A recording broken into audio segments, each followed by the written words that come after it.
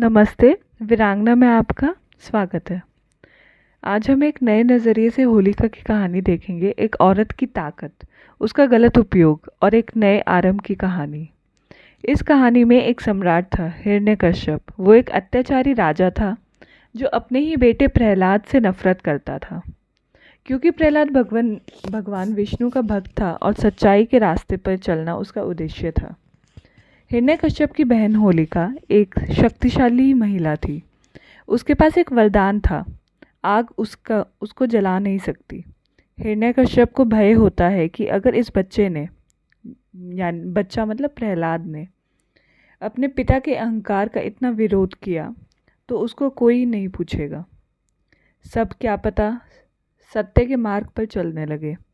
Even Prahlad का जो cousin था वो भी उससे बहुत प्रभावित होता था। इस चीज़ का भी हिरण्यकश्यप को बहुत डर था। हिरण्यकश्यप ने होलिका की शक्ति का गलत इस्तेमाल किया। उसने होलिका को बोला, प्रहलाद को गोद में लेकर आग में बैठ जाओ ताकि प्रहलाद जल जाए और तू सुरक्षित रहे। प्रहलाद की माँ यह सुनकर बहुत डर गई और अपने बच्चे के लिए रोने लगी। बट प्रहलाद ने बोला कि माँ तू फिक्र मत कर, मेरे भगवान मेरी रक्षा कर लेंगे और मैं सुरक्षित ही रहूँगा, और तुम भी विष्णु में विश्वास रखो। ये सब देखकर लक्ष्मी माँ विष्णु जी से पूछती हैं कि जो ये प्रहलाद की माँ का डर है, ये तो वाकिफ़ है, ये तो हर माँ को डर होएगा अगर उसका बेटा अग्नि के पास जाएगा या अग्नि में बैठेगा। तो विष्णु जी कहते हैं कि ये सब मोह माया है। मेरा पैसा, मेरी संतान, मेरा ये, मेरा वो, मेरा अहम, ये अहम ही है। इन सब मोह माया में फंसकर मनुष्य अपना लक्ष्य को भूल जाता है, अपना उद्देश्य भूल जाता है, अपने जगत का उद्धार जिसके लिए हम इस पृथ्वी पे आए हैं वो इस मोह माया में फंसकर भूल जाता है। लेकिन यहाँ एक शिक्षा छुपी थी। जब भी एक औरत अपनी शक्ति का गलत इस्तेमाल करेगी तो उसका विनाश निश्चित है। यानी कि अगर हमें कोई शक्ति मिली हुई है, हमें कोई पावर मिली हुई है, कोई भी मनुष्य अगर उस शक्ति का गलत इस्तेमाल करता है तो वो उसको पॉजिटिव रिजल्ट्स नहीं देगा। प्रहलाद ने कहा,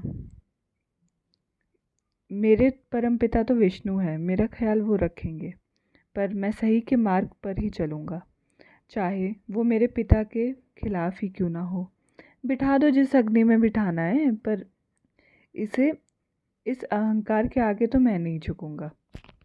जब होलिका आग में बैठती है प्रहलाद को लेकर तो उसका वरदान फेल हो जाता है। वो जल गई मगर प्रहलाद सुरक्षित रहा। यह दिखाता है कि जो शक्ति अन्याय के लिए इस्तेमाल होती है उसका अंत निश्चित है। एक औरत की शक्ति तभी सफल होती है जब वो अन्याय के विरुद्ध खड़ी हो, ना कि उसका हिस्सा बने। ये सारी कहानी सुनकर हमें भी एक पुरानी सोच का दहन करना होगा। सोसाइटी के जो बनाए रूल्स हैं विमेन के लिए स्पेशली, उनका दहन करना होगा। उनको होलिका दहन की तरह जलाना ज़रूरी है। अपनी शक्ति को समझना और सही दिशा में इस्तेमाल करना होली का असली संदेश है।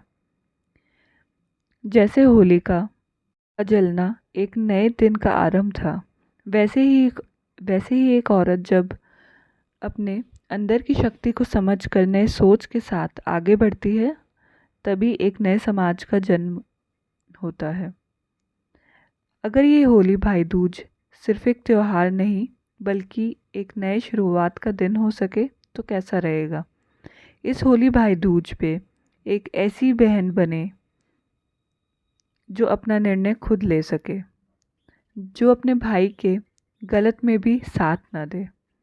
और इसमें अगर आपका भाई या आपका पिता आपका साथ ना दे तो एकला चलो रे। बाकी आपके सफ़र में और भी महिलाएं आपके साथ हैं, डरे नहीं। अपने लिए, अपनी फ्रीडम के लिए, अपनी मुक्ति के लिए हिम्मत दिखाएं। क्या आप तैयार हैं? नीचे कमेंट्स में शेयर करें और कल हम ऐसी ही एक वीरांगना के बारे में चर्चा करेंगे जो अपने लिए खुद लड़ी, अपने लिए खुद खड़ी हुई, अपनी मुक्ति के लिए साहसी बनी। तो मिलते हैं कल एक वीरांगना से। अभी के लिए नमस्ते।